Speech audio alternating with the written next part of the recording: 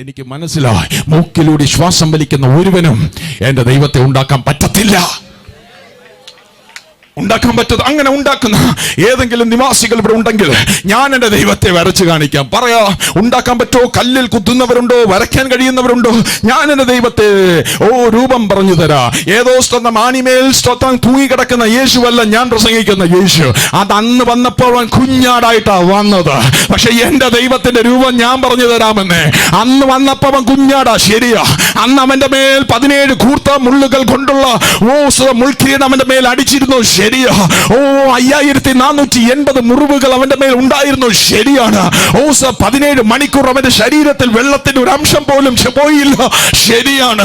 18 പടികൾ ഇറങ്ങുന്ന ഗബതയിൽ അവനെ കൊണ്ടുവച്ച് കൽത്തൂണിൽ അവനെ ബന്ധിച്ചിരുന്നത്, ശരിയാണ്. അവനെ 1 കുറയ 39 ചാട്ടമാറിനാൽ അവനെ അടിച്ചത്, ശരിയാണ്. പക്ഷെ അന്ന് അവൻ കുഞ്ഞാടായിരുന്നു. എന്നാൽ ഇനി വരുന്ന കർത്താവിന്റെ രൂപം ഞാൻ പറഞ്ഞു തരാമേ. അവന്റെ തലയും തലമുടിയും ഹിമത്തോളം വെള്ള, അവന്റെ കണ്ണ് അഗ്നി ജ്വാലയ്ക്കൊത്തത്, അവന്റെ വായിൽ നിന്ന് 20 തലയുള്ള വാൾ പുറപ്പെടുന്നു, അവന്റെ കയ്യിലേട് നക്ഷത്രം അവൻ നരച്ചിരിക്കുന്നു, അവന്റെ വായിൽ നിന്ന് പെരുവെള്ളത്തിന്റെ ശബ്ദം പുറപ്പെടുന്നു, അവന്റെ മാറത്തവൻ പൊൻകച്ചവൻ അണിഞ്ഞിരിക്കുന്നു, അവന്റെ കാൽ ഉലയിൽ ചുട്ട് പഠിപ്പിച്ച വെള്ളോടുകൾക്ക് സദൃശ്യം. ആ രൂപം കണ്ട് 3.5 വർഷം കൂടെ നടന്ന യോഹന്നാൻ പോലും മരിച്ചവനെ പോലെ വീണുപോയി.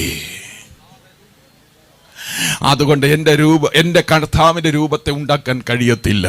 ഒരു സൂര്യനെ നഗ്നനേത്രം കൊണ്ട് നമുക്ക് നോക്കാൻ പറ്റത്തില്ല. അവന്റെ രൂപം 1000 സൂര്യൻ ഉദിച്ചു നിൽക്കുന്നത് പോലെയാ. ഹല്ലേലൂയ.